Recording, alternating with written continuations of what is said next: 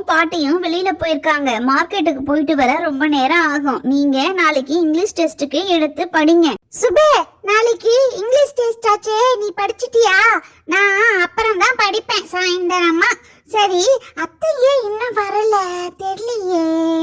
ஏய் பப்பு, எனக்கு தெரிஞ்சு அத்தை வெளியில போனாலே நமக்கு ஏதாவது டாய்ஸ் வாங்கிட்டு வருவாங்க. அதனால நமக்கு டாய்ஸ் வாங்க லேட் ஆகுதோ என்னமோ நான் நினைக்கிறேன். ஐ ஆமால, நம்ம அத்தை வெளியில போனாலே நமக்காக டாய்ஸ் வாங்கிட்டு தான் வருவாங்க. இன்னைக்கும் நமக்கு எப்படியும் வாங்கிட்டு வருவாங்க சுப்பு. ஏய் பப்பு பப்பு, அங்க பாரு, அத்தையும் பாட்டியும் வராங்க. அத்தை நமக்காக ஏதோ டாய்ஸ் தான் வாங்கிட்டு வராங்க. பெரிய பார்சலா இருக்கு, அங்க பாருடா.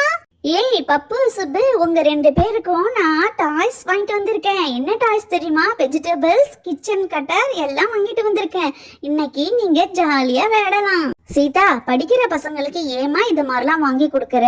நாளைக்கு இங்கிலீஷ்ல டெஸ்ட் இருக்கு. அதை சொல்லி கொடுத்தாலும் பசங்க மார்க் அதிகமா எடுப்பாங்க. கட்டுற பீஸுக்கு சந்தோஷமாவாது இருக்கும். நல்லா சொன்ன ராதா. இந்த பொண்ணு எங்க நான் சொல்றது கேக்குது?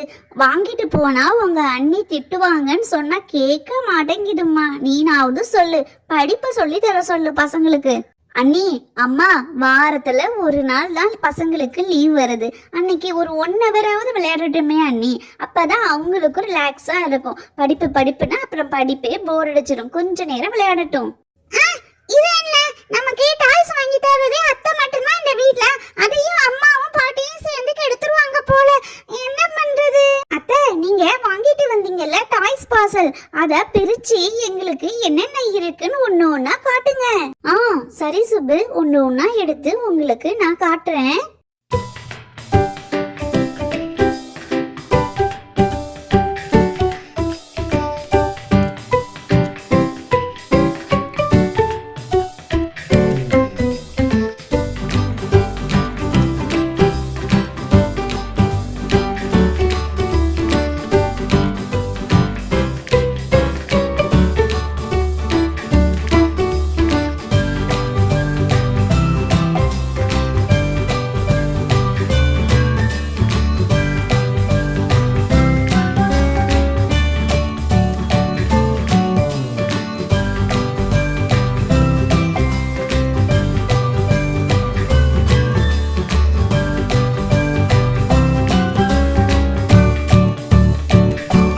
பசங்களா, இந்த அத்தை வாங்கிட்டு வந்த டாய்ஸ் உங்களுக்கும் பிடிச்சிருந்தா பப்பு டைனி ஸ்டோரிக்கு லைக், ஷேர், சப்ஸ்கிரைப் பண்ணுங்க.